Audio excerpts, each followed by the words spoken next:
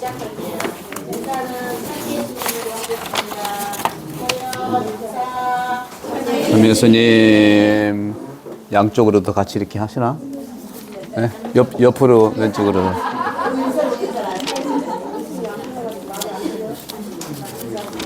자, 그러면 오늘 요한복음 4장 시작하는데 먼저 함께 4장을 함께 통독을 하도록 하겠습니다. 자, 우리가 성경을 독서하는 데는 4가지 방법이 있어요. 네, 첫 번째는 눈으로 독서하는 겁니다. 눈으로 독서하고, 두 번째는 입으로 독서하는 것이 바로 통독이에요. 입으로 독서하는 거. 그 다음에 세 번째는 손으로 독서하는 건 뭘까요? 필사죠, 필사. 손으로 독서하는 게 필사예요. 그리고 마지막으로 머리로 독서하는 게 있거든요. 머리로 독서하는 건 뭘까요? 오늘 공부한 것 중에 하나라도 외우는 겁니다. 이럴 때 우리가 오관 몸 전체로 성경을 받아들이는 거죠. 그래서 눈으로 있는 독서, 입으로 하는 독서, 또 손으로 하는 독서, 그리고 머리로 하는 독서, 그죠? 그리고 한 가지 더 한다면 몸으로 하는 독서는 이렇게 4가지, 5가지를 한 것 중에서 내가 삶으로 하나씩이라도 실천하는 겁니다. 그래서 성경을 우리가 만나는 거지 단순히 머리를 많이 지식을 알기 위해서는 아닙니다. 이렇게 균형을 잡아야 되는 거죠. 그런 점에서 여러분들 시작을 이제 4장을 함께 하겠는데 정성된 마음으로 하나씩 읽어봅시다. 성부와 성자와 성령의 이름으로 아멘. 사마리아 여인과 이야기하시다. 천천히 마음을 다해서 한 목소리로 해봅시다. 예수님께서는 당신이 요한보다 더 많은 사람을 제자로 만들고 세례 준다는 소문을 바리사이들이 들었다는 것을 알게 되셨다. 사실은 예수님께서 친히 세례를 주신 것이 아니라 제자들이 준 것이다. 그래서 예수님께서는 유다를 떠나 다시 갈릴리아로 가셨다. 그때 사마리아를 가로질러 가셔야 했다. 그렇게 하여 예수님께서는 야곱이 자기 아들 요셉에게 준 땅에서 가까운 시카르라는 사마리아의 한 고을에 이르셨다. 그곳에는 야곱의 우물이 있었다. 길을 건너라 지치신 예수님께서는 그 우물가에 앉으셨다. 때는 정오 무렵이었다. 마침 사마리아 여자 하나가 물을 기르러 왔다. 그러자 예수님께서 나에게 마실 물을 좀 다오 하고 그 여자에게 말씀하셨다. 제자들은 먹을 것을 사러 고을에 가 있었다. 사마리아 여자가 예수님께 말하였다. 선생님은 어떻게 유다 사람이시면서 사마리아 여자인 저에게 마실 물을 청하십니까? 사실 유다인들은 사마리아인들과 상종하지 않았다. 예수님께서 그 여자에게 대답하셨다. 네가 하느님의 선물을 알고 또 나에게 마실 물을 좀 다오 하고 너에게 말하는 이가 누구인지 알았더라면 오히려 네가 그에게 청하고 그는 너에게 생수를 주었을 것이다. 그러자 그 여자가 예수님께 말하였다. 선생님, 두레박도 가지고 계시지 않고 우물도 깊은데 어디서 그 생수를 마련하시렵니까? 선생님이 저희 조상 야곱보다 더 훌륭한 분이시라는 말씀입니까? 그분께서 저희에게 이 우물을 주셨습니다. 그분은 물론 그분의 제자들과 가축들도 이 우물물을 마셨습니다. 예수님께서 그 여자에게 이르셨다. 이 물을 마시는 자는 누구나 목마를 것이다. 그러나 내가 주는 물을 마시는 사람은 영원히 목마르지 않을 것이다. 내가 주는 물은 그 사람 안에서 물이 솟는 샘이 되어 영원한 생명을 누리게 할 것이다. 그러자 그 여자가 예수님께 말하였다. 선생님, 그 물을 저에게 주십시오. 그러면 제가 목마르지도 않고 또 물을 기르러 이리 나오지도 않아도 되겠습니다. 예수님께서 그 여자에게 가서 내 남편을 불러 이리 함께 오너라 하고 말씀하셨다.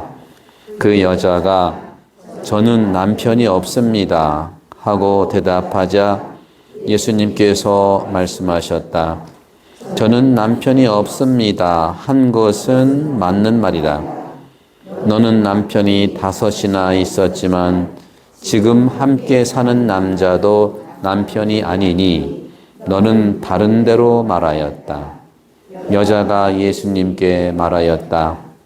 선생님, 이제 보니 선생님은 예언자시군요. 저희 조상들은 이 산에서 예배를 드렸습니다. 그런데 선생님네는 예배를 드려야 하는 곳이 예루살렘에 있다고 말합니다.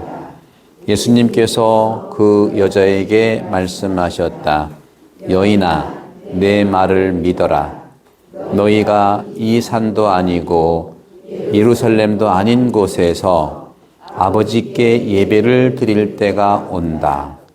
너희는 알지 못하는 분께 예배를 드리지만 우리는 우리가 아는 분께 예배를 드린다. 구원은 유다인들에게서 오기 때문이다.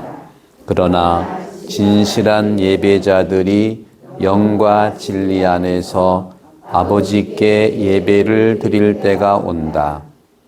지금이 바로 그때다. 잠시 머무세요. 지금이 바로 그때다. 막 읽으려고 막 숨 넘어가게 하지 마시고 잠깐 지금 숨을 쉬면서 다시 사실 아버지께서는 이렇게 예배를 드리는 이들을 찾으신다. 하느님은 영이시다. 그러므로 그분께 예배를 드리는 이는 영과 진리 안에서 예배를 드려야 한다.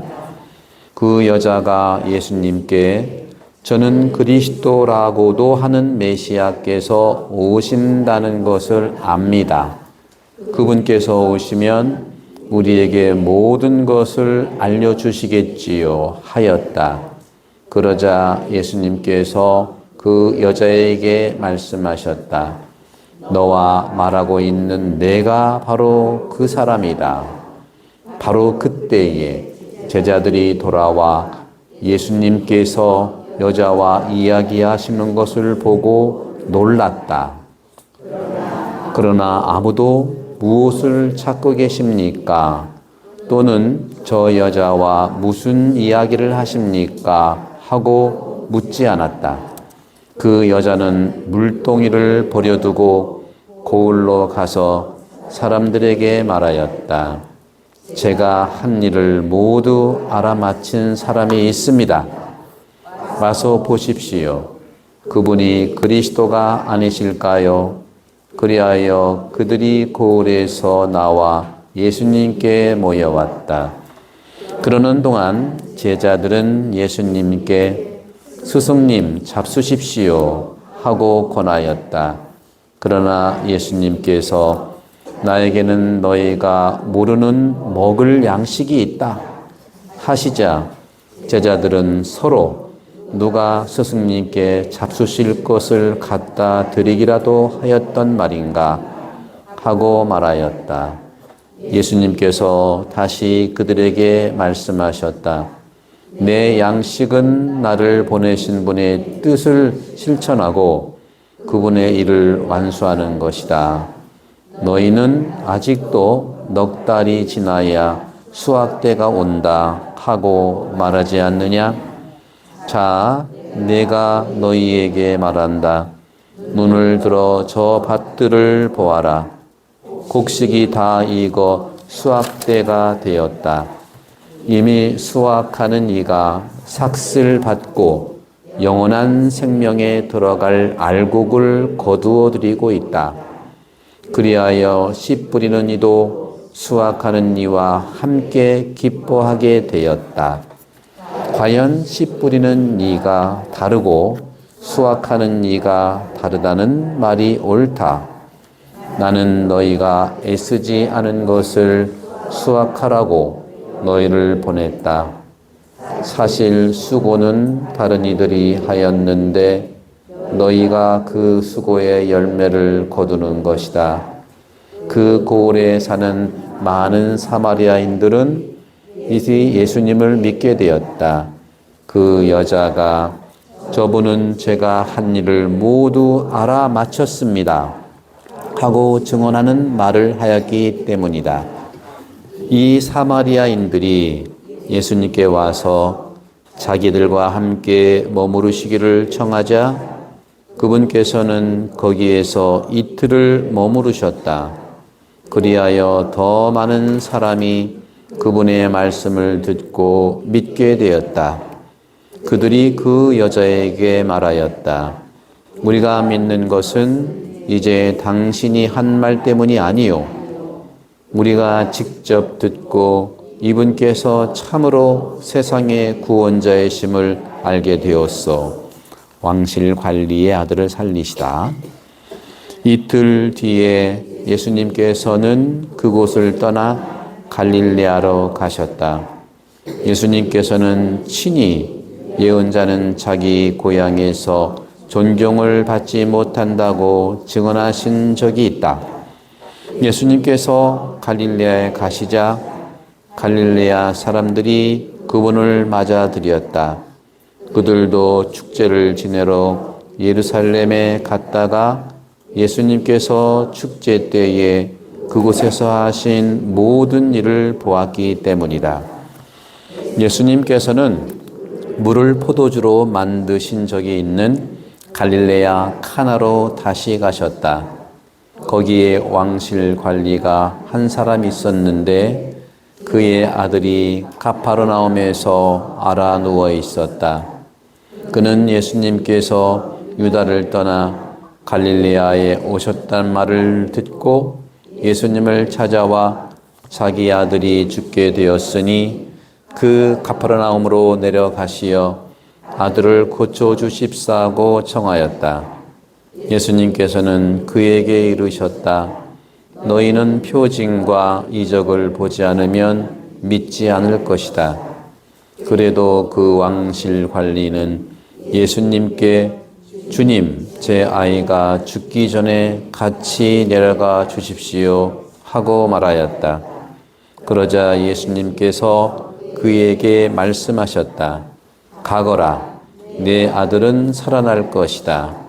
그 사람은 예수님께서 자기에게 이르신 말씀을 믿고 떠나갔다. 그가 내려가는 도중에 그의 종들이 마주와서 아이가 살아났다고 말하였다. 그래서 그가 종들에게 아이가 나아지기 시작한 시간을 묻자 어제 오후 1시에 열이 떨어졌습니다 하고 대답하는 것이다. 그 아버지는 바로 그 시간에 예수님께서 자기에게 내 아들은 살아날 것이다 하고 말씀하신 것을 알았다. 그리하여 그와 그의 온 집안이 믿게 되었다. 이렇게 예수님께서는 유다를 떠나 갈릴레아로 가시어 두 번째 표징을 일으키셨다. 주님의 말씀입니다. 네. 4장 이제 통독을 좀 했어요. 했는데 여러분들 이 교재, 이 교재를 같이 이제 펴보시면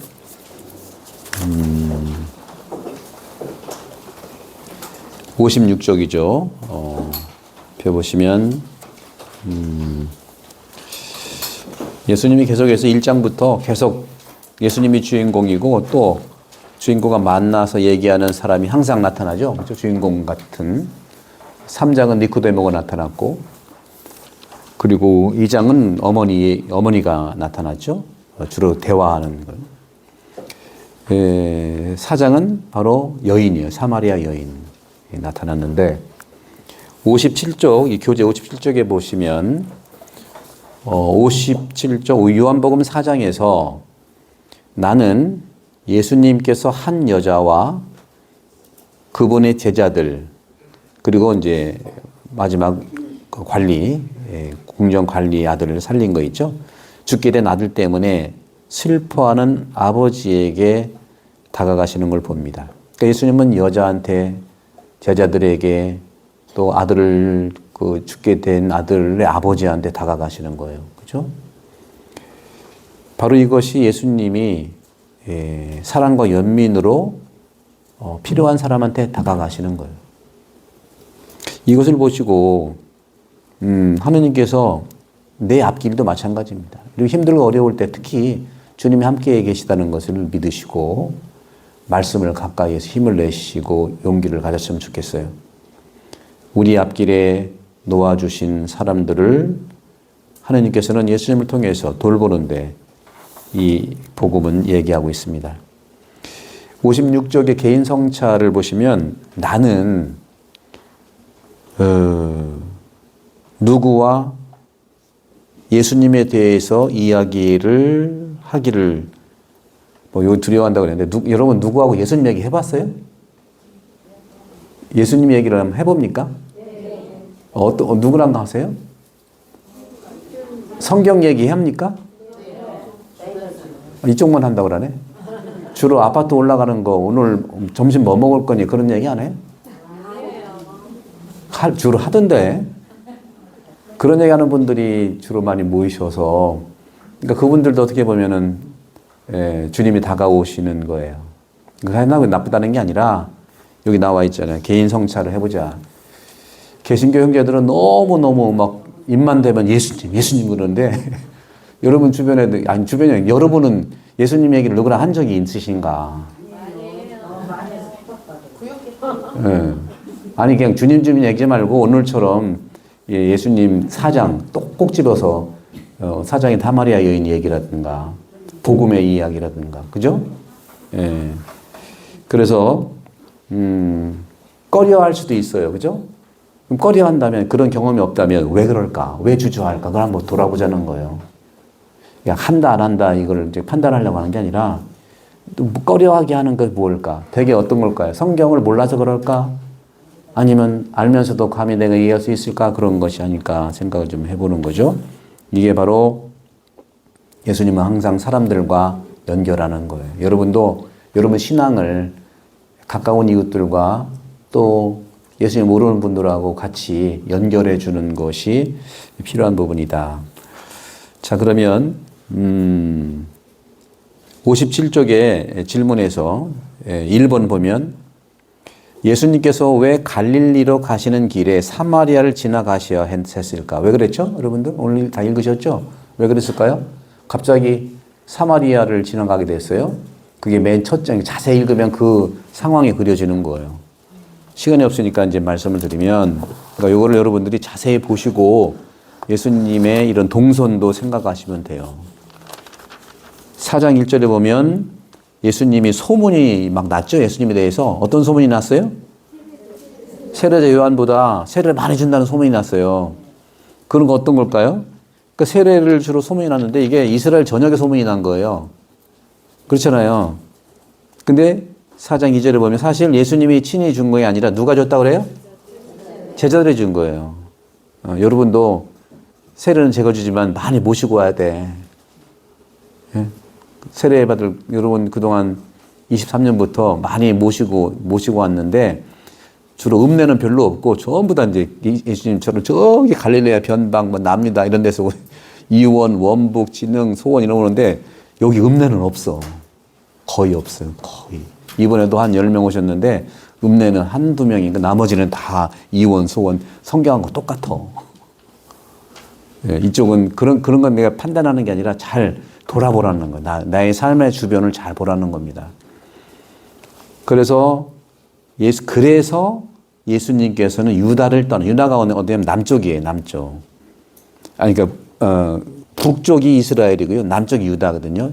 예루살렘, 베틀레헴 그쪽이고, 그래서 유다 밑에 예루살렘 주변에 남유다 쪽에서도 세례를 막 주다가, 그 다음에 다시, 유다를 떠나서 다시 갈릴레아로 가는데 그 사이가 사마리아예요.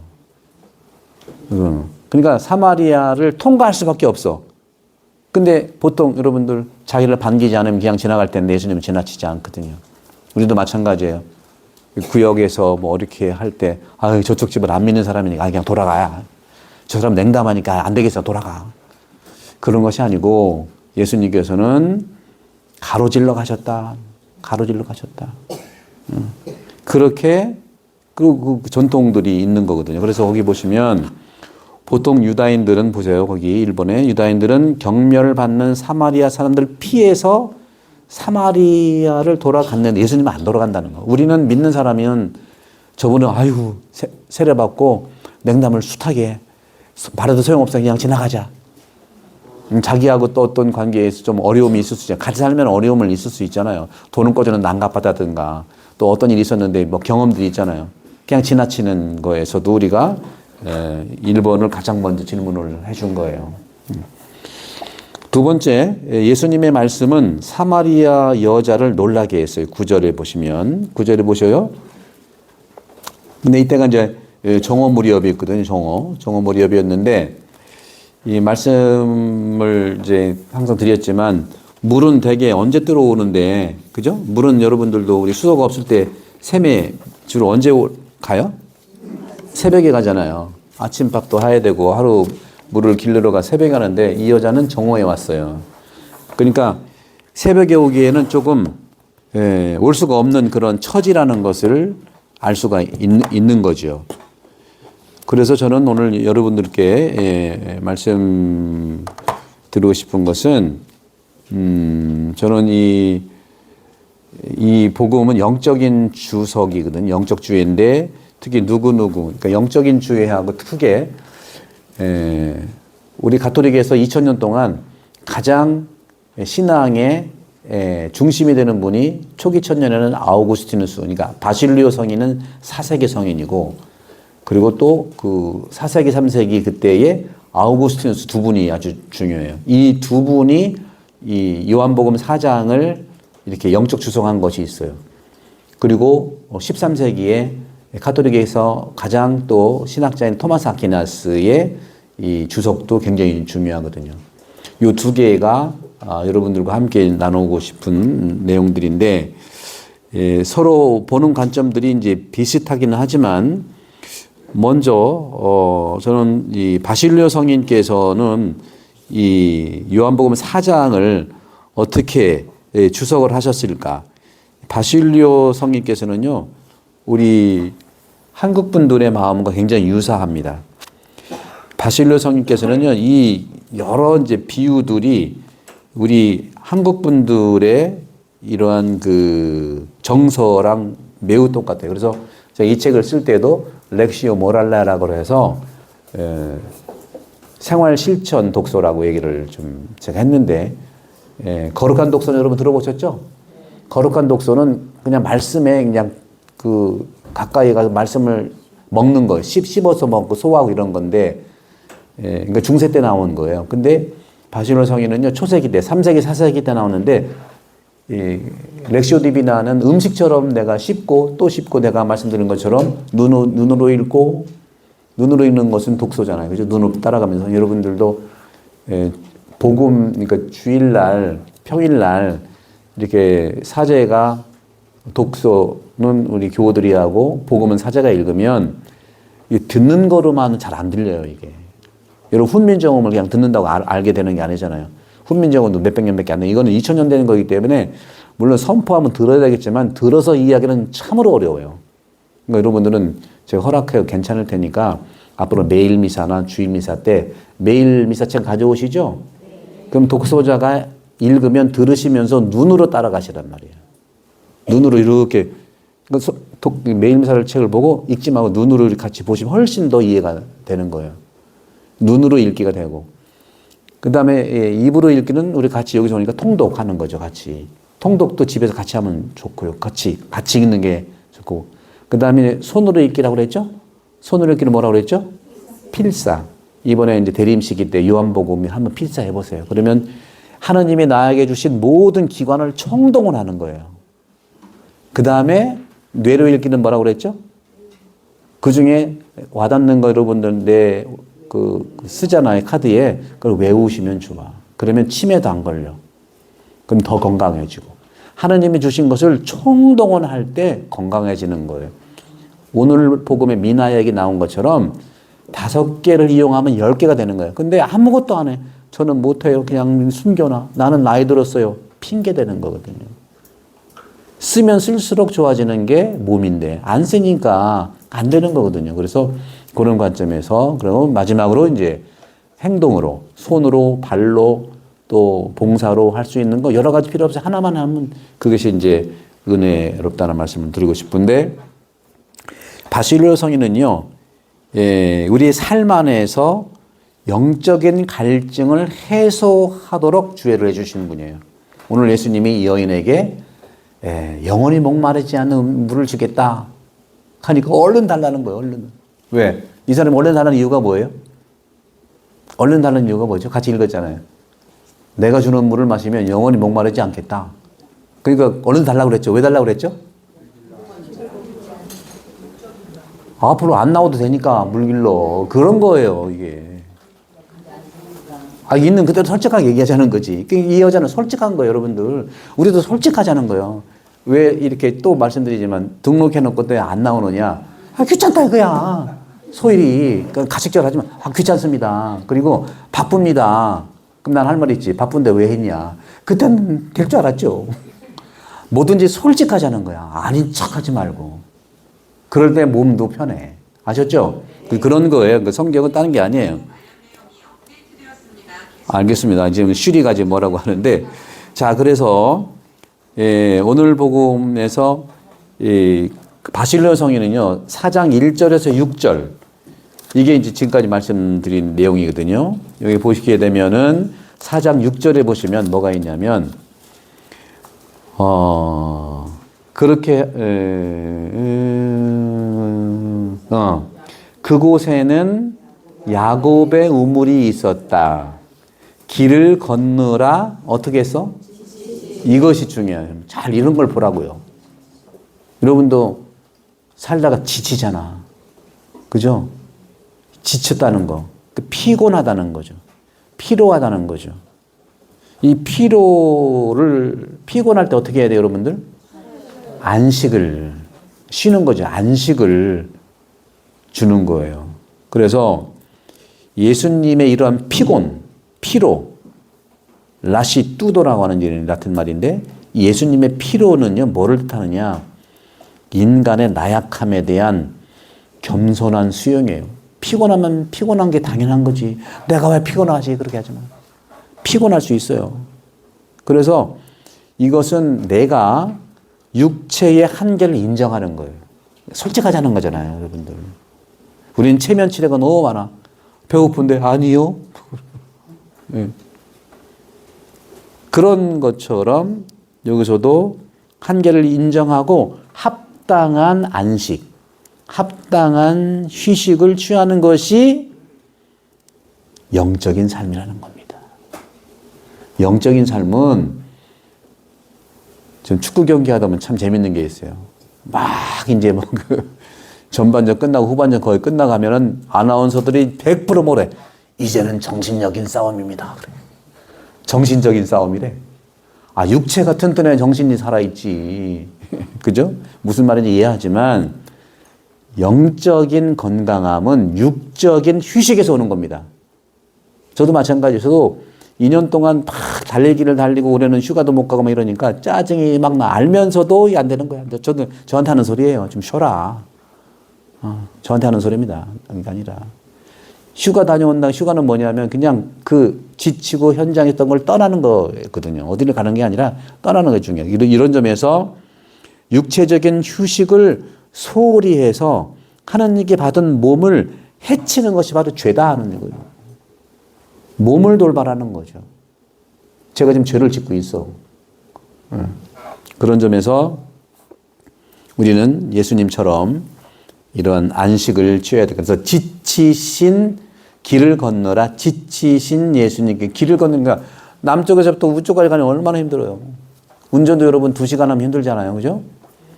이렇게 길을 건너라 지치신 예수님께서는 그 우물가에 앉으셨다. 휴식을 취하려고 앉으셨다. 정오 무렵이었다. 근데 여기 정오라는 게 굉장히 좀 재미있는 말입니다. 여러분, 정오. 이 정오에서는요, 유대인들이 마찬가지 활동의 정점에 있는 거예요. 정오가. 그죠? 활동의 정오. 그래서 예수님께서는요, 가장 분주한 시간에 우물가에서 기다린다는 거죠.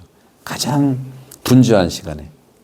여러분도 난 12시가 우리 삶의 중심이잖아요. 여러분도 특히 수요일 날은 성당 와서 레지오 한 다음에 12시 다 어딜 가? 밥 먹으러 가잖아. 그죠? 얼마나 맛있게 먹겠어. 그죠? 예. 그래서 이 점에서 정오에서 분주한 시간에 우물가에서 기다린다는 것은 가장 바쁘고 세상 일에 집중되는 순간에도 주님은 이 여인을 위해서 기다리시고 있다. 그래서 우리도 활동, 세상 활동이 최고조로 달았을 때라도 영적인 갈망을 잊지 않고 잠시 쉬어서 주님을 바라볼 시간을 갖자. 그게 뭐예요? 그게 삼정기도예요, 여러분들. 왜 삼정기도를 왜 만들었을까? 잠시라도 쉬어서 영적인 그런 물을 좀 마셔라 하는 것이죠. 그 다음에 그러니까 이제 이 여인은 정오에 오는 거 보니까 아침에 올 수 없는 그런 사정이 있었어요. 그리고 4장 10절에서 15절을 보게 되면 여기 이제 예수님하고 이제 대화하잖아요. 나에게 마심을 좀 다오 이렇게 주님께서 말씀을 하시죠. 여러 가지 이제 뜻이 좀 있는데 이것을 좀 대조해서 우리가 이제 토마스 아퀴나스는 뭐라고 했을까 한번 궁금하죠. 한번 이 바실로 성인이 이제 4세기 분이니까 그 후로 1000년 지난 다음에 토마스 아퀴나스가 13세기 분이니까 토마스 아퀴나스는 뭐라고 했을까 한번 요 부분까지 한번 보도록 하시면 이 토마스 아퀴나스는요 가톨릭에서 신학의 거장이에요.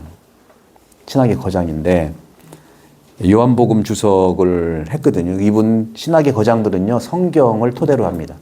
저도 교회신학을 전공하고 학생들한테 평생 알렸지만 계속 성경을 강조하는 게 모든 신학의 뿌리가 성경이기 때문에 그래요.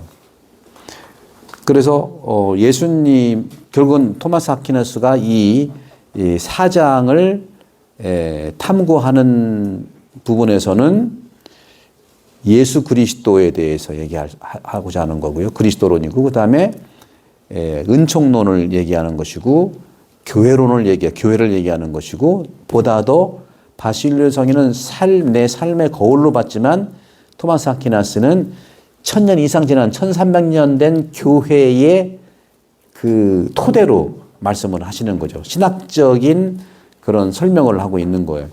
첫 번째로 예수님이 유다를 떠나서 사마리아를 통과한다는 거.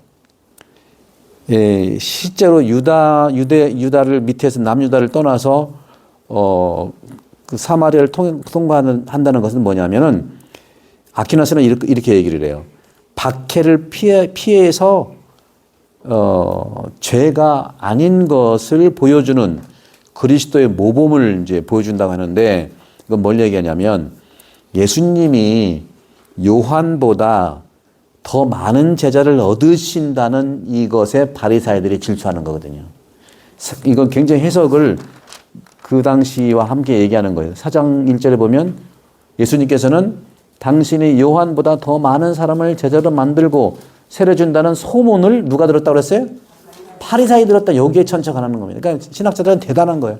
부서 그냥 지나갈 것을 바리사이들이 들었다는 거. 그래서 이 바리사이들의 시기를 피해서 가기 위함이다 하는 거죠. 여러분도 태안이 너무 좋은 데인데 시기 질투 받아가지고 딴 데로 이렇게 이사 가는 분도 있을 거예요. 저도 그런 얘기 들었거든요. 우리 교우 때문에 그런 게 아니라 여기 이사 왔는데 그 옆집하고 분쟁이 있어가지고 뭐 땅 지적도 하고 막 이러는데 예. 그게 아직 복잡이 되니까 안 되겠다. 가자고 피하는 거예요. 성경은 똑같이 우리 삶에도 영향을 좀 주는 거거든요. 그래서 우리도 역시 마찬가지로 우리가 이런 바실리오 성인이나 3, 4세기 때 했던 분이나 또 천년 후에 13세기에 했던 이 토마스의 이런 해석이 그 교회의 삶을 반영하는 거예요. 오늘날에도 우리는 어떻게 이 성경을 근거로 하지 않으면 교회는 교회가 아니라 그냥 커뮤니티예요. 습관적으로 다니는 거. 그리고 권리 주장하고 남 욕하고 없는 거 찾아내고 막 비판하고 그래서 아주 지옥 같은 삶을 경험할 수가 있어요. 뭐 다 그런 건 아니에요. 근데 아주 그런 부분들이 미꾸라지 한 마리 두 마리 섞여 있으면 전체를 흐릴 수밖에 없죠. 성경을 모르기 때문에 그래요. 지금까지는 그렇게 할 수도 없었고요. 그 탓이 그분 탓이 아니라 교회의 탓, 우리의 탓은 나의 탓이라고 얘기를 하는 거죠. 그래서 우리도 이렇게 신앙인들에게 피할 수 있는 위험을 무모하게 맞설 필요 없다는 걸 얘기하는 거예요. 피하시면 되는 거예요. 예수님도 막 그런 소문이 있는데 바리새인과 싸우겠어요? 피하는 거예요.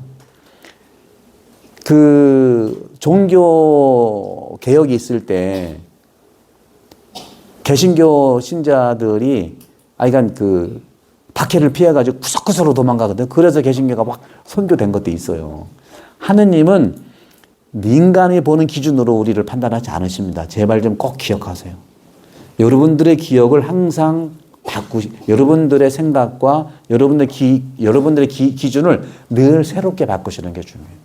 지금 내 생각하는 건 맞고 틀리는 것이 아니라 늘 새롭게 주님의 방식으로 늘 새롭게 거듭나야 된다는 말씀을 드리고 싶은 거예요. 아셨죠? 이거 굉장히 중요한 겁니다. 그런 점에서 나의 완고함을 상처의 출발점으로 삼지 말자는 말씀 드리겠습니다. 그래서 예수님께서는 사마리아를 통과해야만 했어요. 여기서 아퀴나스는 해야만 한다. 오포르텟이라는 이란 말이 있는데 이 오포르텟, 해야만 한다는 표현을 분명히 하나님의 목적에 의한 필연성으로 얘기를 했어요. 적합한 거예요. 피하는 게 적합한 거예요. 토마스의 모든 해석은 적합성입니다. 여러분도 마찬가지예요. 예를 들어서 구역에서 이걸 해야 하냐 안 해야 되냐 감론 이런 다수결이 아니면 여러분 제발 좀 다수결하지 마세요. 의견은 얻을 수는 있어요. 다수결이면은 이게 공산주의도 그렇게 하지 않잖아요. 천주교가 이상하게 다수결을 해가지고 소수를 확 묵살할 수 있으니까 아닙니다. 제발 좀. 토마스가 한 것처럼 예수님의 방법처럼 보다 적합한 게 무엇인가를 여러분 기도하시고 결정하시라는 거예요. 적합한 거. 적합한 게 뭐냐는 것을 잘 살아보시면 알잖아요. 적합한 거. 그래서 그런 부분을 제가 말씀 좀 드리고 그렇기 때문에 사마리아 여인을 구원하시려는 은총의 목적 때문에 그 길을 선택할 수가 있다는 거죠. 그죠? 그 자리를 분쟁을 피해서 가지만 기존에 있던 완고함, 저쪽은 우리랑 원수야. 그냥 지나가는 것이 아니라 가면 하나님께 인도해 주실 거야 하는 희망을 갖고 가다 보니까 여인을 만나는 거잖아요. 이런 식으로 성경을 제대로 볼 줄 알아야 된다는 말씀을 드리고 싶어요. 이렇게 그리스도의 행동이 항상 구원의 의도를 담고 있음을 강조하는 겁니다. 아시겠습니까? 이런 식의 토마스라든가 바실리오를 한국에서 설명한 적이 없어요. 그러니까 늘 성경은 읽지만 그냥 행동은 따로 자기 뜻대로만 하는 거예요. 너무 안타까운 거지. 그래서 여러분들 여기 많은 분이 오셨는데 여러분들이 이거 하나하나씩을 마음에 새기고 살아가는데 큰 힘이 되기를 바라겠어요. 그 다음에 토마스 아퀴나스는 오늘 정오라고 하는 이 얘기를 한번 보시면 여기가 이제 야곱의 우물이라고 얘기를 했잖아요. 5절에서 6절에 보게 되면 야곱의 우물은 구약 역사와 율법을 상징해요. 예수님이 우물 곁에 앉아 계신다는 것은 뭐냐? 율법 시대에서 이제는 은총 시대의 전환을 얘기하는 겁니다. 야곱의 이 연하는 야곱의 우물만 강조하는 거야. 그 완고함이지. 자기 것만 강조하는 거. 그래서 예수님이 그 우물에 왜 갔겠습니까? 이제는 율법 시대를 지나서 은총 시대가 왔다는 거예요. 여러분도 마찬가지입니다. 맨날 옛날 얘기만 하는 사람 지금은 없는 거예요. 나는 지금에 있는 자꾸 옛날만 얘기하고 앞으로 미래만 걱정해. 지금이 없는 거예요. 예수님은 항상 지금이에요. 아셨습니까? 굉장히 중요한 부분이에요. 예수님이 우물가에 왜 앉았겠어요? 그냥 물 주러 앉았겠어요? 은총 시대가 왔다는 것을 구약의 완성을 얘기한다는 것이죠. 그러니까 토마스가 이러한 해석을 하는 게 얼마나 우리한테 지금 피가 되고 살아야 됩니까? 아셨죠? 우리는 늘 거듭나야 된다 하는 차원을 이제 말씀을 좀 드리고, 그래서 이 정오라고 하는 상징은 이 토마스 아퀴나스는 교부들의 전통을 따라서 정오는 뜨거운 태양의 시간, 어떻게 보면 완전한 계시의 시간 또는 열렬한 신앙의 시간으로 해석을 해요. 근데 또한 정오는요, 세상적인 일의 중심 시간이에요. 바실리아도 그렇게 얘기했잖아요. 가정 활동의 중심이라고 했잖아요. 근데 이 시간에 그리스도께서 영적 진리를 가르치신다는 신학적 의미를 부여하시는 겁니다. 가장 여러분도 인생에서 화려한 시간이 바로 영적인 시간이라는 걸 나중에 할래, 힘이 있을 때 할래, 안 한다 소리가 될 수 있어. 지금이 가장 젊고 지금이 가장 힘이 있고 지금이 가장 은총 속에 있는 거거든요. 다음에 생명의 물에 대한 4장 7절에서 이제 15절까지인데 여러분 읽었잖아요. 예수님하고 쭉 얘기했던 거. 예수님이 그랬죠. 토마스의 해석을 계속 볼게요. 나에게 물을 좀 다오. 토마스 아퀴나스는요, 예수님께서 육체적인 필요가 있었잖아요. 그리고 육체적인 필요는 뭐겠어요? 예수님도 목마른 거예요. 그죠? 목말랐어요. 이것은 바로 예수님도 인간이다. 인성의 진실성을 얘기하는 거고, 이것은 바로 하느님이 사람이 되신 육화의 진리를 보여주는 겁니다. 예수님은 우리랑 똑같아요. 우리도 목마르고 예수님도 목마르고 인성적인 것을 다 가지고 있어요. 물론 신성적인 것도 있지만 우리는 인격을 가지고 있지만 예수님은 신격을 가지고 있거든요. 근데 우리랑 똑같은 인성을 가지고 계시기 때문에 그런 점에서 동시에 하느님이신 분이 죄인인 사마리아 여인에게 먼저 도움을 요청하신다는 겁니다. 성경의 일관적인 것이 여러분들이 주님을 찾아간 것 같지만 주님이 먼저 여러분을 부르신다는 거예요. 일관성 있는 성경의 얘기예요. 신앙은요, 성경은 내가 주님 찾는 게 아니에요. 하느님이 나를 찾는 거라는 거죠. 예수님이 먼저 찾았잖아. 이런 일관성 있는 성경에 나오는 것 때문에 그래서 정경이라고 하는 거예요, 이것을.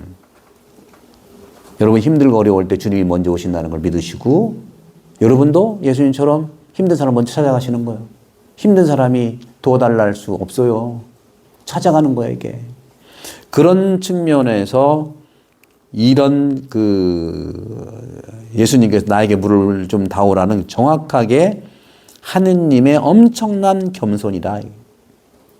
하느님의 엄청난 겸손이고 그것이 바로 은총의 시작이라는 겁니다. 하느님이 내 협력을 통해서 구원을 이루시는 겁니다. 그런 점에서 유대인들과 사마리아 사람의 이런 원수지간의 작용이 있잖아요. 여러분도 살다 보면은 공교롭게 원수가 되잖아요. 그죠? 여러 가지 돈 빌려줬을 때, 또 실망했을 때, 또 그 사람이 별로 감정이 좀 약했는데 가니까 막 퉁명스러운 당했는데 저 사람 왜 저래 하고 막 이렇게 같이 살다 보면은 미움과 사랑이 자꾸 증오가 겹쳐 있어요. 미워한다는 것은요, 사랑을 전제로 하는 거예요. 미움의 요즘에 반대는 무관심이에요.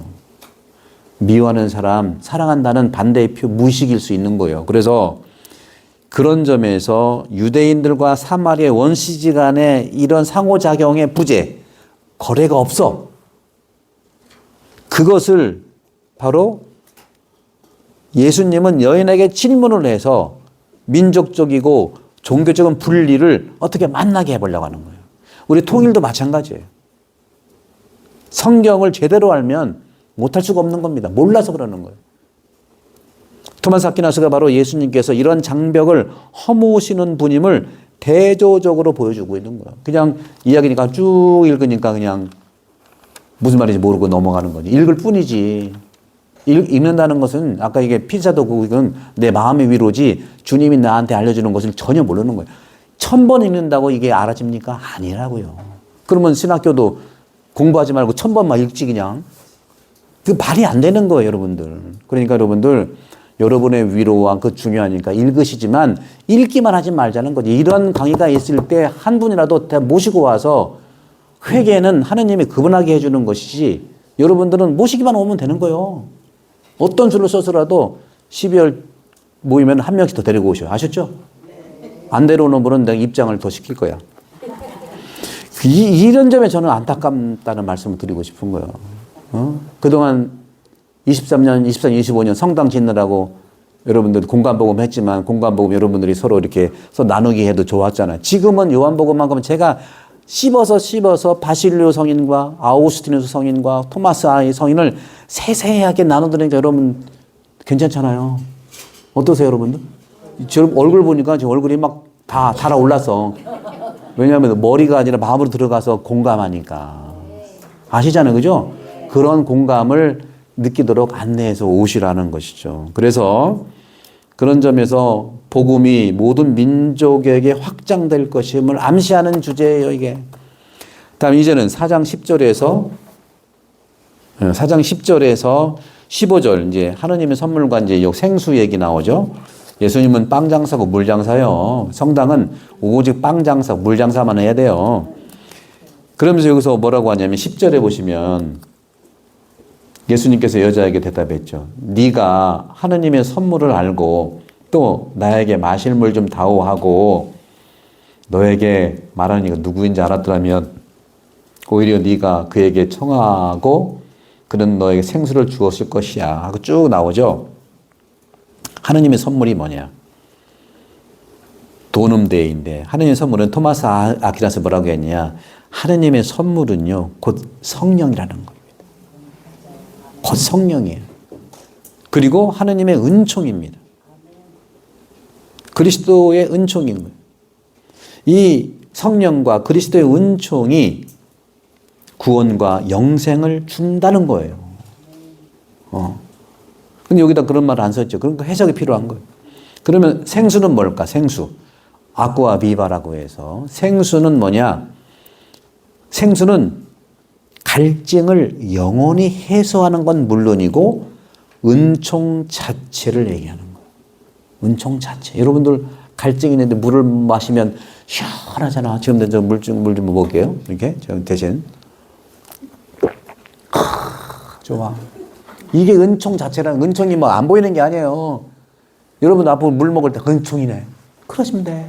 아셨죠? 네. 그다음 물 먹을 때 어떻게 먹었어요? 생각 없이 먹잖아. 이 은총이네 물이네. 아쿠아 비바.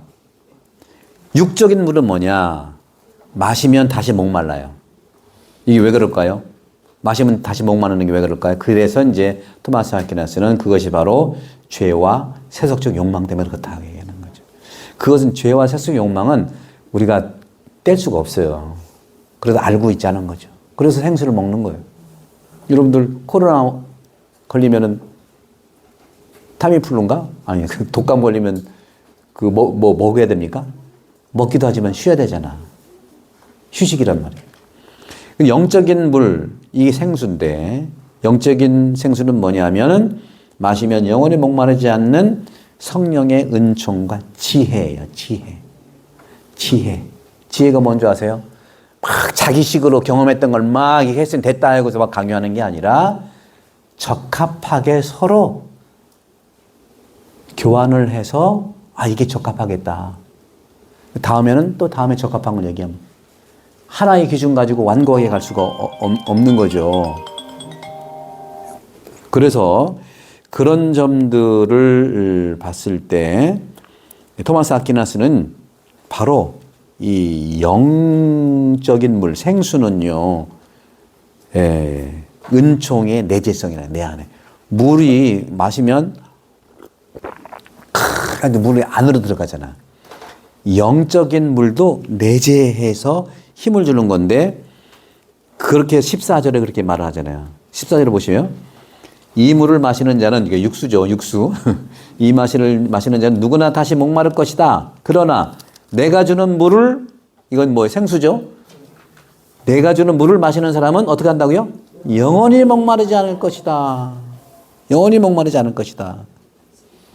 이 구절 이것은 은총이 단순히 외적인 것이 아니라 영혼 안의 내재에서 스스로 영생으로 솟아나는 원리다 하는 얘기를 얘기하는 것이죠. 자, 그 다음에 이제 4장 16절에서 26절 이것도 참 재밌는 거예요. 16, 26절을 보면 제가 말씀드렸죠. 요한복음은 예수님이 거룩한 점장이라고. 이 말을 해도 못 알아들으니까 저도 여러분들 한 3년까지는요. 제가 여러분 공감 사목을 했어요. 공감해주고 이렇게 해도 네 저렇게 해도 네 했는데 이제는 공감 사목을 조금 내려놓고 예수님처럼 여기 4장 16절에서 24절처럼 이제 직면 사목을 하려고 그래. 직면을 해줘야 돼. 이 여자 보세요. 이 여자 보니까 쭉 얘기를 15절 보세요.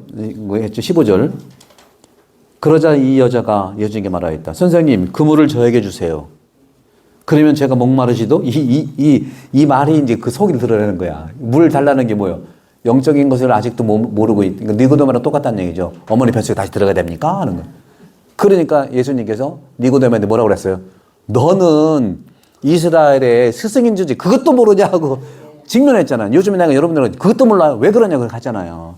전 딴 뜻이 아닌 예수님의 방법을 한번 적용해 보는 겁니다. 오해하지 마세요. 아셨죠? 그래서 예수님께서도 제가 그러니까 여자는 솔직히 근데 이게 직면은 여러분이 솔직해야 돼. 그래야지 통하는 거예요. 예. 이 여인의 장점이 솔직하냐. 그리고 니고데모도 솔직했잖아요. 끝까지 솔직해. 그리고 그 2장에 나와 있던 그 누구죠? 바르톨로메오였던 나타나엘도 솔직했잖아요. 솔직한 게 필요한. 제가 목마르지도 않고 또 물을 기르러 이리 나오지 않아도 되겠습니다. 참 솔직하고 참 또 있는 그대로 말씀하시는. 그러니까 이제 안 되겠네 하던 그 다음에 이제 점쟁이 두루마기를 입으신 것처럼 이제 맞추는 거예요 이제. 이 직면을 하는 대화가 안 통하니까 한번 땅 치야 되니까 얘기해. 뜬금없이 남편 데려와. 저도요 여러 강의할 때 가을생이죠. 겨울에 태어나셨죠? 뜬금없이 얘기해. 물어봐. 그럼 어떻게 하셨어요? 그때부터 이제 접점이 돼가지고 신뢰가 된 마음이 문을 여는 거예요. 저도 그런 공부를 좀 했거든요. 사주명리학이라든가 아시아 인간관이라든가 동의보감이라든가 또 깊이는 아니더라도 굉장히 많이 그 호주에 있을 때 코로나 4년 동안 뭐 했겠어요. 다 거기는 중지였는데 그 공부를 계속해서 그리고 많은 사람들 수천 명을 만나서 임상까지 해보니까 어느 정도 그 흐름들이 보이더라고. 여러분 겨울생 손 들어보세요. 겨울생 손 들어보세요. 예, 내리세요. 오늘 많이 안 오셨네. 겨울생들은 겨울에 태어나서 겨울에 잘 안 다녀. 그렇게 오신 분들은 대단한 분들이야. 겨울생을 위해서 박수 한번 쳐줍시다. 그러니까 자기가 자기를 아는 게 굉장히 중요해요. 모르고서 자꾸 겨울생들이요 염려가 많거든요. 겨울이니까 안 다니니까. 다니면 피곤해 또. 그리고 봄생 한번 손 들어보실래요? 봄생? 봄에 태어나신 분들? 봄 별로 없는데. 내리세요. 봄생들은 여러 가지가 있지만 편안할 때는 좋은데 번아웃 되고 힘들면은요 승질을 내. 화를 내, 화를. 요즘은 제가 화를 내잖아요. 제가 저도 봄생이거든요. 화를 낼 수밖에 없어요. 그거는 봄생은 그 사주명리학이나 동의보감 보게 되면은 씨앗으로 치면은 겨울생들은요, 연근씨 그 안에 어마어마한 건 많아. 본인도 몰라. 너무 좋은 거 짓는데 자꾸 모르고 의심을 많이 해. 걱정을 많이 해. 걱정하고 의심하는 순간에 자신의 내면 속에 있는 것을 끌어내면 너무너무 영민하고 가진 것이 많은 분이거든요. 근데 이 봄생들은요, 씨앗으로 보면은 봄에 싹을 틔워야 되잖아. 싹을 틔우는데 좋은 땅에서만 해야 돼?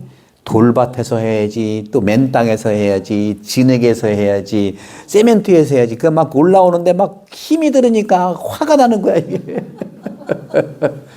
그래서 정말 번아웃 되고 또 힘이 없으면 화를 내는 좀 이해를 해주시면 좋아. 그래서 이게 다독거려주면 되고.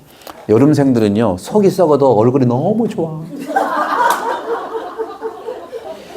여름생들은 여름에 태어나가지고 속은 썩어 지금 걱정하는데 하고 웃으니까 맨날 좋은 줄 알아. 안 그래요.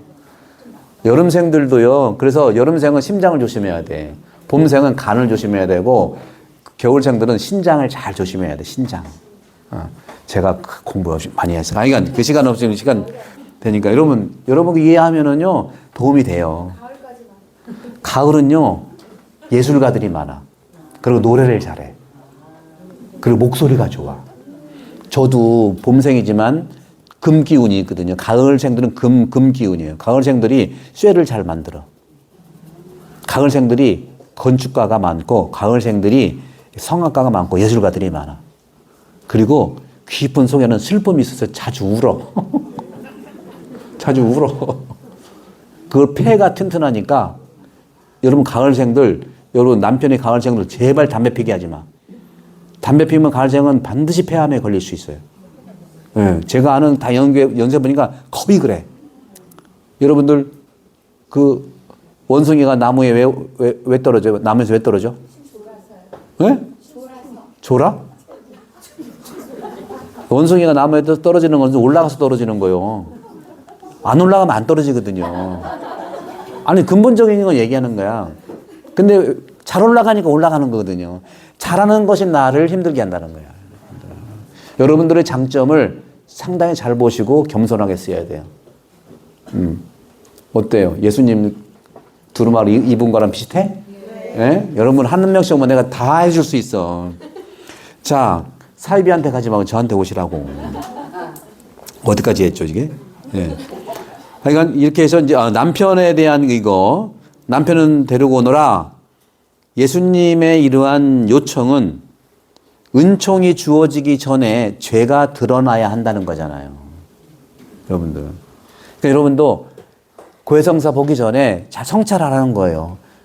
저는 늘 그랬잖아요. 천주교 신자들은 주일 빠진 죄, 남의 죄, 이밖에 알아지 못한 죄. 그러니까 맨날 죄 속에 사는 거지.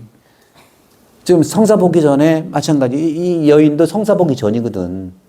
그러니까 예수님이 성찰을 해주시는 거예요. 오시면은 제가 도와드릴 테니까 성찰을 도와드릴게요. 저 그거 하고자 하는 사람이고 그걸 평생 했던 사람인데 그걸로 저는 만족하는 사람이고 그걸로 기쁨을 찾는 사람. 예수님도 이 여인한테 돌직구처럼 날렸지만 은총을 받기 전에 자기의 결핍을 바라보는 게 치유잖아요. 그죠? 그런 것 때문에 그런 거. 그래서 예수님도 남편을 불러오라는 것이 그냥 딴지 걸고 막 판단하려고 하는 것이 아니라 죄가 드러나기 전에 그러니까 은총이 있기 전에 죄는 고백돼야 된다 하는 얘기를 하고 있는 거죠. 그래서 토마스 아퀴나스는 이것을 양심의 내면으로 들어가는 행위라고 했어요. 왜냐하면 남편하고 살지 않는 거 이것도 팩트니까. 그래서 또 해석은 바실리오나 아우구스티누스도 그동안 지금 사는 사람 6번째 남자잖아. 그죠? 지금 사는 사람 6번째 남자잖아요.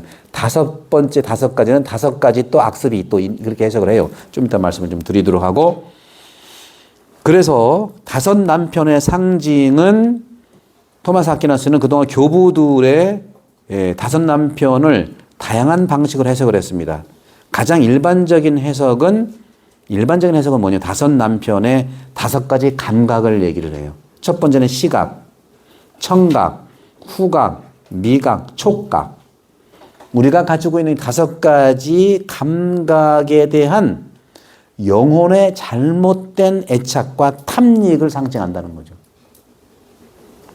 어떻게 보면 우상숭배나 불륜과 같은 비유라고 죄의 비유를 얘기하는 겁니다.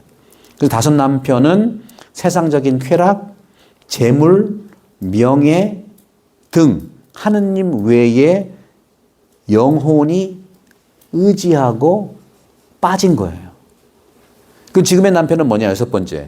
지금의 남편은 여전히 영혼을 지배하고 있는 특정한 세속적 욕망이나 죄를 상징한다는 것이죠. 그래서 여인이 고백했잖아요. 그렇게 점쟁이 빤스처럼 마른 대로 너 말씀하니까 너는 바른 대로 말해야 했다. 너는 남편이 5이나 있었지만 지금 함께 사는 남자도 남편이 아니니 너는 솔직하게 바른 대로 말했다. 고해성사는 솔직하게 얘기하는 거. 그거 누구한테 얘기하지 않아요. 수천 년의 비밀이 거기 있는 거거든요. 이상하게도 그런 비밀을 얘기하고 나면 후련해지는 거야. 후련해지는 거야. 그러니까 이 여자가 예수님이 이제 성찰을 해주고 돈독하게 이제 해석을 해주는 거예요. 저도요, 여기 본당 처음 왔을 때 그 상설 고해성사 해가지고 번호 매겨서 왔잖아요. 많이 온 분들 중에 자세히 들어 해설해 주니까 너무 편해하셨어요. 특히 돈 관계도 마찬가지고, 가족 관계도 마찬가지고. 안 와도 된다. 여러 가지 내용을 말씀드렸었지만, 고민할 수 있는, 그건 안 와도 된다니까 너무 편해한 거예요. 저는 그냥 내 개인이 얘기하는 것이 아니라 이런 성경과 신앙 안에서 하느님의 계획과 성령이 뜻이 어떤 것일까를 같이 보고서 안내를 해주는 것 뿐이에요. 결정 구분해야 되잖아요.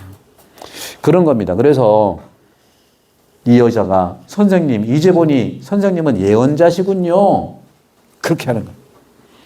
그래서 여기서 말씀한 것처럼 선생님은 예언자시군요. 예수님의 이러한 전지성, 거룩한 무당 같은 이것을 깨달은 여인의 고백이 인간 지성의 한계를 넘어선 초자연적인 믿음의 시작이라. 여기 이런 데서 주님께 믿음을 열고 다가오잖아요. 저도 오는 분들한테 그렇게 얘기했더니 막 확 열고서 다가오는 거예요.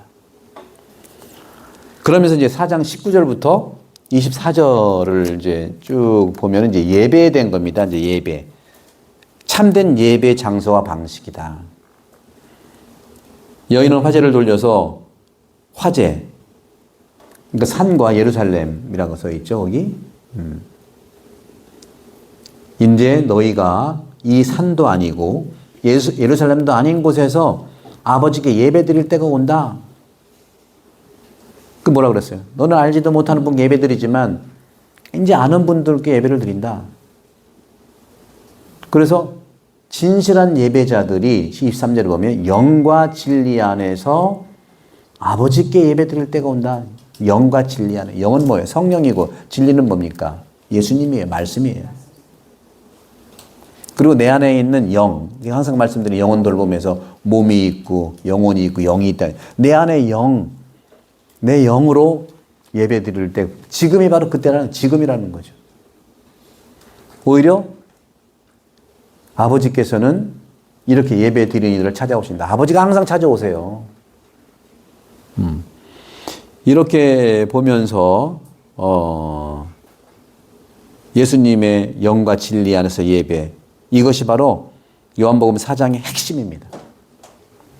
영과 진리 안에서 예배로 꼭 줄쳐놓고 여러분들 당구장 표시하시고 영과 진리 안에서 예배한다는 거예요. 영과 진리 안에서 예배한다. 핵심인데 진리 안에서는 바로 예수님 안에서, 그리스도 안에서 하느님이 사람이 되신, 즉 성육신, 육화하신 말씀 안에서 드리는 예배. 그러니까 여러분들이 지금 이 시간에 바로 예배를 하고 있는 거예요. 저와 함께 이렇게 진리 안에서 기도하는 겁니다. 이게 기도하는 거예요. 비나이다 비나이다 막 아멘 아멘 하는 간다고 되는 게 아니라 지금 여러분들은 진리 안에서 예수님 안에서 예수님이 참된 성전이고 참된 제사라는 것을 저와 함께 이곳에 기도하고 있는, 예배하는 거죠. 또 영원에서, 그러니까 인 베리타테, 진리 안에서, 예수님 안에서, 말씀 안에서, 그다음에 영원에서 인 스피리투, 성령의 은총을 통해서 이루어진다는 거죠. 예배가 외적인 제사 의식이 아닌 영혼의 내면적 자세와 하느님 사랑으로 드리는 예배를 뜻한다는 거죠. 그래서 여기서의 결론적인 건 뭐냐면 토마스 아퀴나스한테 참된 예배는 외적인 의식을 배제하는 것이 아니라, 외적 의식도 중요해요. 그거 완전히 없애면 안 됩니다. 여러분 몸만 고친다고 마음이 고쳐지나? 요즘은 그렇대. 몸 고치면 마음도 고쳐져. 근데 다시 흐리면 또 해야 돼. 그래서 외적 의식을 배제하는 것이 아니라 외적인 의식이 내적 은총과 진리, 즉 그리스도를 통해서 완성된다는 거예요. 그러면서 4장 25절에 26절에 보면은 저는 그리스도라고도 하고 오신다는 거, 메시아가 오신다는 걸 압니다. 그분께서 오시면 우리에게 모든 것을 알려주시겠지요. 그래도 예수님께서 그 여자에게 말씀해 너와 말하고 있는 내가 바로 그 사람이다. 나야 나. 나다. 요한복음은요 쭉 읽어보면 안다는 말이 굉장히 많아요. 안다. 여기만 봐더라도 여자가 저는 그리스도라고도 하는 메시아께서 오시는 걸 압니다. 안다고 그랬죠? 안다. 또 그분이 오시면 우리 모든 것을 알려주시겠죠. 알려주신다. 아는 거 알게 해주신다는 거. 그래서 예수님께서 말하는 요한복음에서 안다는 것은 뭐냐면 그냥 정보 제공이 아니에요. 그 정보의 실천까지가 아는 걸 얘기해요. 상당히 통합적이에요. 아는 것은 반쪽도 아니에요. 그러니까 아는 것이 병인 거예요. 통합적이지 않으면. 아는 게 병인 거예요. 알기 때문에 안 해. 그건 모르는 겁니다. 그래서 그렇게 이제 내가 바로 그 사람이다. 그이다. 여인의 소망을 얘기했어요. 메시아가 오시니까 다 알게 해주겠죠. 우리도 마찬가지예요. 언젠가 되겠죠. 지금 여러분들 이렇게 요한복음을 통해서 주님이 나라고 말씀하시잖아요. 예수님이 선언하시잖아요. 너와 이야기하고 있는 내가 바로 그이다. 내가 바로 그 사람이다. 토마스 아퀴나스는 이것을 예수님께서 스스로 신성 하느님임을 선포하는 결정적 순간이다. 공간복음은 전혀 달라요. 공간복음은 빌라도가 물어봐도 그건 네 말이다. 다르다. 이렇게만 얘기했지 나다고 한 적이 없어요. 근데 요한복음은 명시적으로 요한복음은요 1장부터 끝장까지 전부 나다 하고 얘기하는 거야. 계시의 책인 거예요. 요한묵시록이 묵시록 계시죠? 요한복음부터가 계시록이야. 이게 계시 나라는 걸 얘기하죠. 나는 물이다. 나는 빵이다. 나는 포도나무다. 나는 문이다. 나는 뭐다. 이것이 탈출기 3장 14절에 나는 나다의 하느님의 이름의 이 방식을 이용해서 나는 누구다 하고 다 얘기하는 거예요.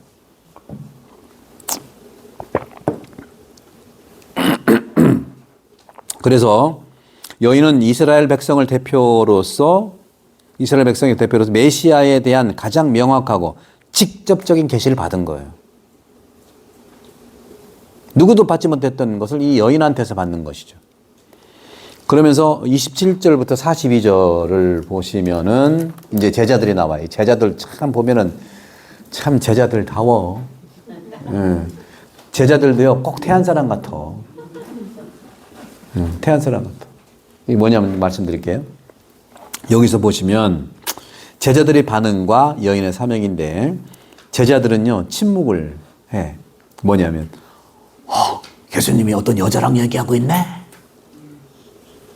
거기서 안 물어보고 뒤에 가서 여자랑 얘기하고 있어. 뭐 오빠가 있나 봐.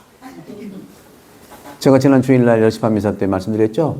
태안이 그런 경우가 있어요. 자기 일부만 보고서 판단해. 그런 경우 굉장히 여러분도 경험이 있을 겁니다. 하나만 보고 전체 판단해가지고 이런 사람 매도를 해. 이거 보세요. 여기도 제자들이 여인과의 대화를 이상하게 여긴 거예요. 그러니까 이상하게 여긴 사람이 이상한 사람이거든요. 돼지 눈에는 그렇지. 부처님 눈에는 부처님만 보이는 거예요. 그렇게 얘기하는 사람은 자기 고백인데 그걸 몰라요. 그리고 또 그렇게 듣는 사람은 그랬대 하고 또 옮겨. 공범이야. 같이 돼지가 되는 거예요. 태안이 꽤 있어요. 여러분도 많이 경험했을 거예요. 이 성경을 만나지 못했기 때문에 그렇다. 제자들도 그랬거든요. 여기 보면 이상하게 외웠어요. 근데 아무도 안 물어. 저한테 아무도 안 물어요. 지난번에 얘기했지만 다시 얘기하지 않을게요. 지난 주일날 했으니까. 그러는 나한테는 안 물어봐. 내가 가장 잘하는데 안 물어봐. 그러고는 막 그 부인한테 얘기하고 그래서 잘렸대 뭐 했대 뭐 상처 주고 그게 죄예요 사실은. 그래서 여인의 이 변화와 선교도 볼 수가 있죠. 여인은 물동이를 버려두고 마을로 달려 복음을 전파하잖아요. 예수님의 계시를 받은 사람은 달려가서 이렇게 선포합니다. 그래서 물동이는 뭐냐? 물동이는 토마스 아퀴나는 이렇게 말해요. 물동이를 세속적 관심사를 던져버리고 그리스도를 만난 영혼은 세속적인 미련 없이 버리고 영적인 사명에 뛰어든다 하는 거죠. 그리고 여인의 사도직은 뭐냐? 토마스 아퀴나스는 이 여인을 아포스톨루스, 사도와 같은 직무를 수행한 인물로 특별히 높이 평가합니다. 교회 내에서 여인들의 목이 정말 저도 느껴요. 정말 그렇습니다. 그녀는 그리스도를 직접 목격하고 그분을 전포한 최초의 복음 선포자 중에 하나다. 이 여성 사도직 역할에 대한 토마스 아퀴나스의 독특하고 진보적인 해석을 주목받고 있는 겁니다. 그렇게 보시고 이제 4장 31절에서 38절은 이제 먹는 건데 이건 이렇게 넘어갈게요. 왜냐면 똑같은 거예요. 음식이 너희는 그러니까 뭘 얘기하냐면 음식에 대해서 혼란이 있잖아요. 그러는 동안 제자들은 예수님께 스승님 잡수십시오 하고 권하였다. 네. 나에게는 모두 너희가 모르는 먹을 양식이 있다. 비법이 있는 것이 아니라 양식이 말씀이라는 거예요. 제발 좀 우리는 먹는 거에 되게 태안도 풍요로우니까 먹는 것에 되게 민감해. 못 먹을 때는 옛날처럼 요즘은 너무 잘 먹는데 예, 그 말도 안 할게요. 예. 여러분 아시죠? 어떤 말 할지 내가? 예. 예수님 하시면 썩어 없어질 양식도 중요해요. 안 중요하다는 게. 그래. 근데 썩어 없어질 음식에만 천착하고 그거 평가하고. 여기 그랬잖아요. 예수님께서. 내 양식은 나를 보내신 분의 뜻을 실천하고 그분의 일을 완수하는 것이다. 하고 얘기했잖아요. 이것이 이제 이거는 넘어갈게요. 명단하는 거니까. 그렇게 하시고. 그 다음에 이제 사마리아 여인들의 이런 고백들. 4장 39절에서 42절에 보시면 짧지만 고을에 사는 많은 사마리아인들이 예수님을 믿게 되었다. 그 여자가 저분은 제가 한 일을 모두 알아맞혔습니다 하고 증언하는 말을 했기 때문이다. 뭔가 맞춰야 돼. 저도 여러분 녹으면 다 점쟁이처럼 맞출 테니까 데리고 오세요. 맞추면 돼. 왜냐면 이것은 여러분 너무 거기 빠지라는 얘기가 아니라 공감대를 형성하는 거라는 말씀을 좀 드리고 싶어요. 그래서 여인들의 증언들을 듣고 온 사마리아 사람들은 예수님의 말씀을 직접 듣고 이분이 참된 세상의 구원자라고 고백한 것이죠. 여러분들 아시는 분, 세례받았지만 못 오시는 분 데리고 오셔가지고 주일날 같이 강론 좀 듣게 해주세요. 그리고 이 듣는 거 여러분들만 촉하지 말고 자꾸 유튜브를 나눠주시라고. 그리고 여러분들은 이 카톨릭 책방 유튜브 다 구독하셨죠? 네. 다 검사할 거야. 검사해가지고 한 분들은 상을 줄 거야. 안 한 분들은 2개의 상을 더 주고. 무슨 말인지 모르시겠지? 그래서 좋으면은 너 혼자 좋지 말고 나누자는 말씀을 드리고 싶은 거예요. 그래서 믿으면은 2단계가 있는데 여인의 말에 의한 믿음이 있고요. 그 믿음의 시작이에요. 근데 믿음의 완성은 예수님의 말을 직접 듣고 생긴 믿음이잖아요, 여러분들. 오늘 여기서 그랬잖아요. 많은 사람들이 사마리아 사람 예수님을 믿게 되었다. 저분은 제가 한 말을 모두 알아맞혔고 증언하기 때문입니다. 그런데 42절에 보게 되면 그들이 우리 여자에게 말했다. 우리가 믿는 것은 이제 당신이 한 말 때문에 아니라고. 이런 고백을 해야죠.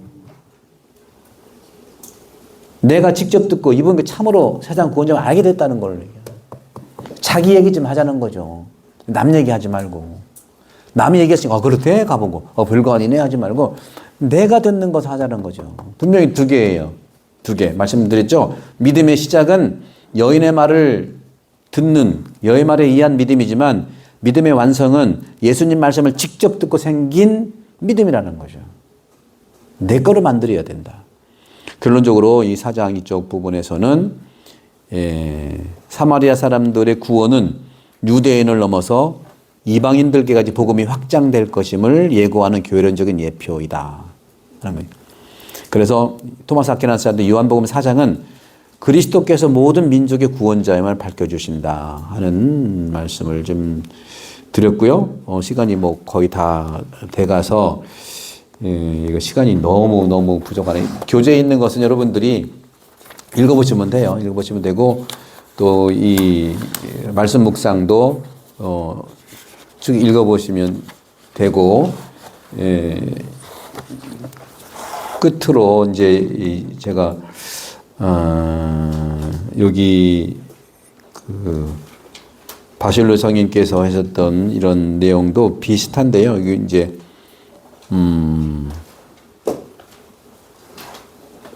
결론만 말씀을 드릴게요. 바실로 성인께서 하신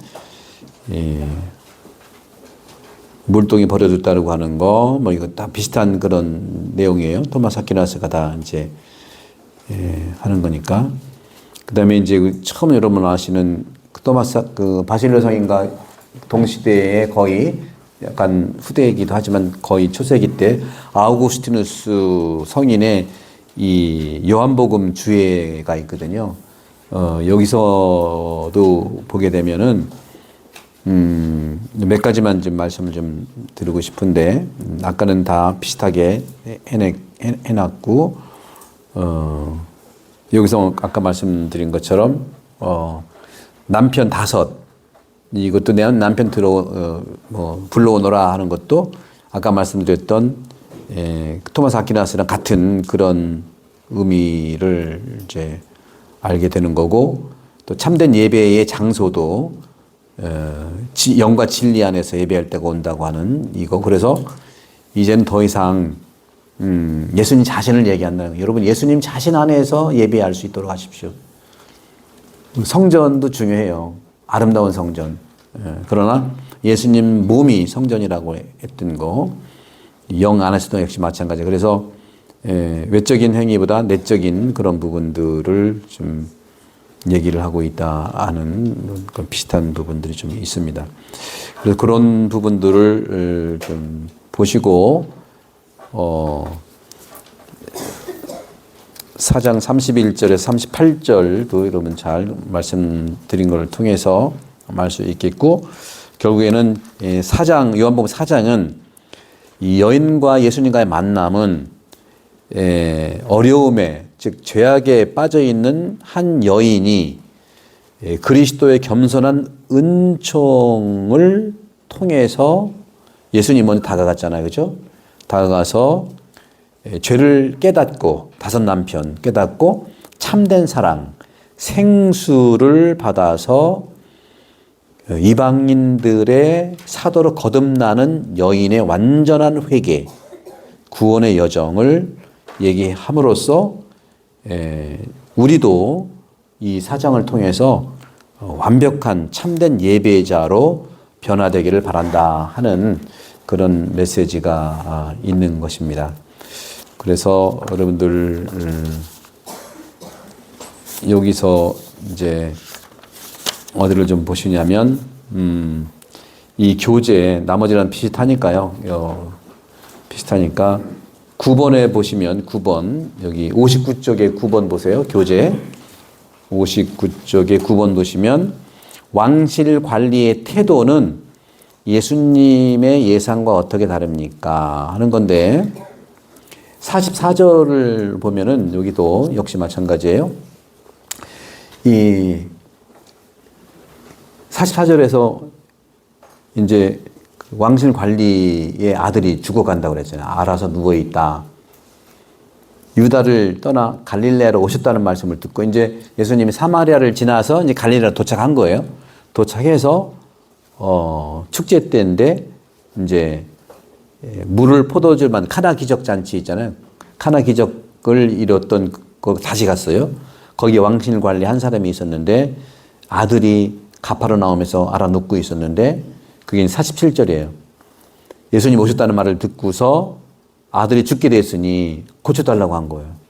예수님께서 이르되 너희는 표징과 이적을 보지 않으면 믿지 않을 것이다.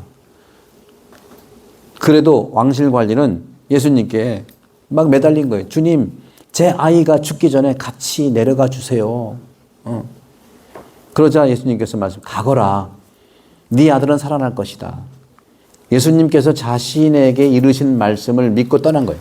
믿음이 중요해요, 여러분. 믿음이 중요해요. 저도 쭉 생활해 보면 우리가 좀 자각하는 게 뭐냐면 늘 부정적으로 보는 분들이 믿음이 부정이야. 근데 제게 이제 겨울생들이 걱정이 많다 보니까 조금 몸이 힘들면 좀 부정적인 걸로 갈 수가 있어요. 그럴 때는 콩팥을 건강하게 하세요. 코로나가 왔을 때 대부분 사람들이 걱정이 심하니까 콩팥이 많이 안 좋아졌었거든요. 이거는 동의보감에서 정기신, 내 몸과 내 영혼과 영은 서로 통해 있다. 허준 동의보감도 몸과 영혼과 이 영을 얘기했다니까요. 동의보감 내경편에 인간이란 무엇이냐 할 때 정기신을 얘기했어요. 저 이거 공부하면 깜짝 놀랐어요. 정기신, 정은 몸이에요. 몸인데 이 몸은 바로 콩팥이에요. 콩팥. 영혼은 뭐냐? 폐예요. 폐. 신은 뭐냐면은 이것이 푸네오마 영인데 이것은 뭐 심장이에요. 세 가지를 잘 서로 관리해야 돼. 그래서 그런 점에서 믿음을 긍정적으로 갖는 게 굉장히 중요하다는 거예요. 성공한 사람 중에서 부정적인 믿음으로, 부정적인 사고방, 부정적인 감정으로만 지난 사람이 한 명도 없어요. 그러니까 잠시 부정할 수는 있어요. 그러나 얼른 돌아서서 나를 바라보고 일어나면 된다. 그래서 예수님께서는 예언자는 자기 고향에 존경받지 못한다고 증언한 적이 있는데, 그래서 예수님께서 48절에 너희는 표징과 이적을 보지 않으면 안 믿잖아 했는데 왕실 관리 태도는 어땠어요? 주님, 제 애가 죽기 전에 같이 데려가 주세요. 이것저것 따질 때가 아니잖아요. 그러니까 가거라. 네 아들은 살아날 것이다. 그 사람은 예수님께서 자기에게 이르신 말씀을 믿고 떠나갔다는 거죠. 믿고 떠나간 거죠. 믿으면요, 이 도파민이 생겨. 잠도 잘 오고 뭐 그런 거죠. 그래서 60페이지에 10번 보시면 여러분 봅시다.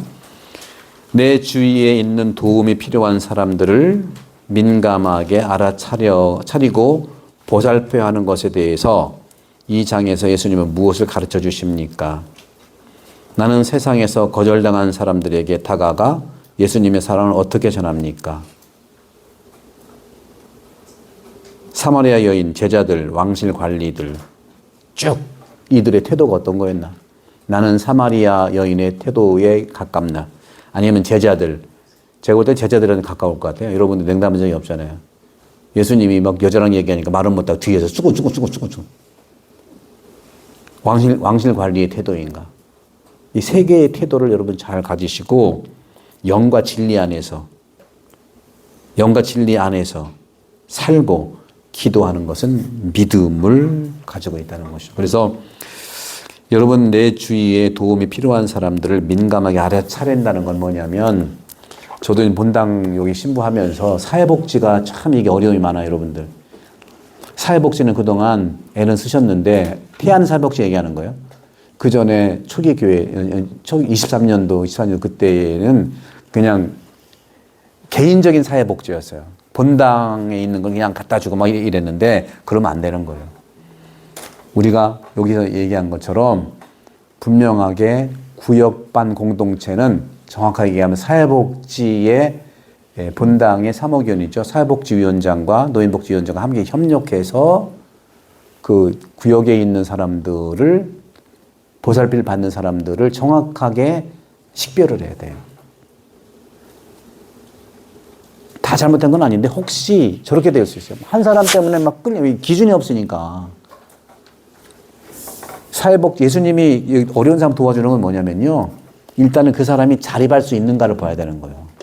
자립할 수 있는데 무조건 다 해결해 주면요, 요즘 아이들도 그럴 수 없잖아요. 그래서 정확한 거 말씀을 좀 드리면, 본당은요 사회복지센터가 아니에요. 본당은 사회복지기관도 아니에요. 그 본당은 아픈 사람을 다 해결해 주는 게 아니에요. 교황님이 잘 말씀하세요. 성당은, 교회는 야전병원이라고 그랬어요. 꼼짝 못하는 사람들. 그리고 제 경험에 의하면 태안이라든 한국은요, 이제는 몸 아프고 가난한 사람이 없어요. 이제는 몸의 복지가 아니라 사마리아 여인처럼 정신적 복지, 영혼의 복지를 해야 되는 겁니다. 복음도 그렇게 했거든요. 독거노인들, 외로운 분들, 영혼 혼자 있는 분들.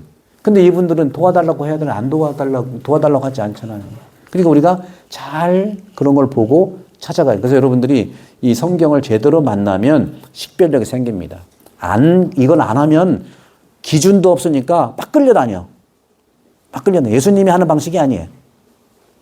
그래서 분명히 말씀드리면은 우리나라 요즘에는 군이라든가 나라에서 복지가 얼마 전에 저도 막 돈 준다고 하잖아요. 거기서 민생지원금 뭐 준다고 하잖아. 그리고 이렇게 따져보면 굉장히 그런 시스템이 잘 돼 있어요. 그러니까 본당은 그런 시스템을 이용해서 페이퍼 워크, 서류 도와주는 걸 철저하게 해줘야 돼. 예, 그건 복지시설에 가서 하면 되고, 관에 연결하면 되는 거거든요. 그런 점들을 보시고, 이 성경을 이제 만나시면 이게 잘 될 수가 있다는 말씀 드리겠습니다. 너무 이제 길어져서 죄송한데, 요거 좀 나눠주실래요? 요거? 오늘 말씀 카드 이거, 수혜님이 그, 피정 가기 전에, 받았어요. 이건 다음 2주 후에 이거는 좀 하시고, 그러면 잠시 여러분들 시간이 좀 없으니까 한 2, 3분이라도 여러분 쭉 한번 눈으로 좀 보시고 여러분들 오늘 와닿는 구절을 좀 써주시기 바랍니다. 한 2분 정도 시간 드릴게요. 너무 급하게 해서 죄송한데 봅시다. 잘 보세요. 2분 시간 드릴게.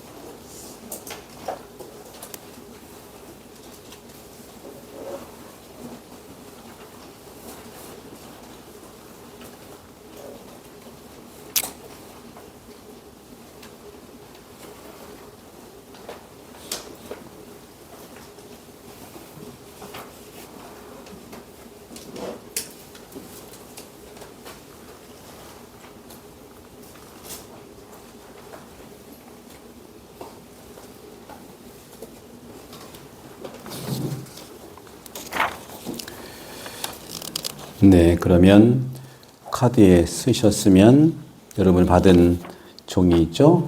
예. 제가 천천히 읽을 테니까 오늘 마무리하면서 이 시간을 마치도록 하겠습니다. 성부와 성자와 성령의 이름으로 아멘. 여러분 눈으로 잘 보시면서 제가 읽겠습니다. 오늘 복음에서 예수님은 우물가에서 사마리아 여인을 만나십니다. 그 여인은 부끄러운 자신의 삶 때문에 사람들의 시선을 피하며 혼자 물을 기르러 왔지만 그 자리에서 참된 생명의 근원이신 예수님을 만납니다. 예수님은 그녀의 지난 삶을 모두 아시면서도 단죄하지 않으시고 오히려 내가 주는 물을 마시는 사람은 영원히 목마르지 않을 것이다. 요한복음 4장 14절 하시며 생명의 물로 곧 하느님과의 새로운 관계로 초대하십니다. 그 만남을 통해 여인은 부끄러움에서 해방되고 자신을 숨기던 사람에게 복음을 전하는 증인으로 변화됩니다. 예수님께서는 오늘도 우리의 삶 속 우물가에서 각자의 목마름을 채워주시고 새 생명으로 부르십니다. 우리는 이분께서 참으로 세상의 구원자이심을 알게 되었소 하고 말씀하십니다.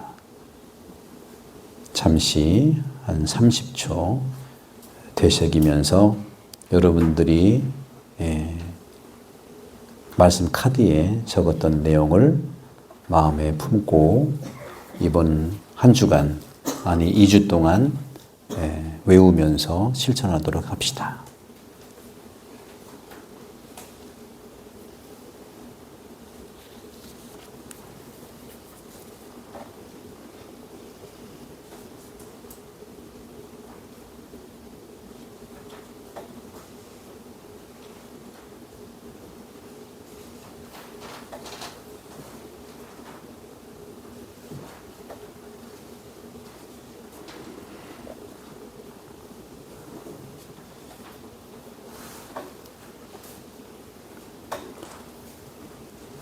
나눔 주제 제가 읽겠습니다. 여러분도 이 세 가지 주제를 통해서 2주 후까지 살아가는데 기준이 되면 하겠습니다.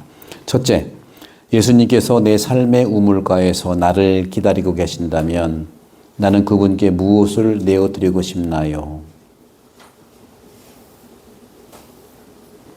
둘째, 사마리아 여인은 소외받던 사람이었지만 예수님은 그녀를 먼저 찾아오셨습니다.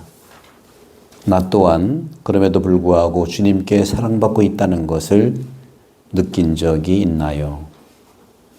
셋째, 사마리아 여인은 예수님을 만난 뒤 물동이를 두고 마을로 달려가 사람들에게 복음을 전했습니다. 하나님을 만난 기쁨을 다른 이들과 나누어 본 적이 있나요? 오늘 우리는 특별히 바실리오 성인, 또 아우구스티노 성인, 또 성토마스 아퀴나스 성인의 대표적인 주석을 토대로 해서 요한복음을 만났습니다. 바실리오 성인은 접근 방식을 행동과 실천에 초점을 맞추어서 사마리아 여인 이야기가 사랑 실천과 나태함의 극복, 참된 예배자로서의 의무를 우리에게 도덕적 지침으로 주십니다. 아우구스티노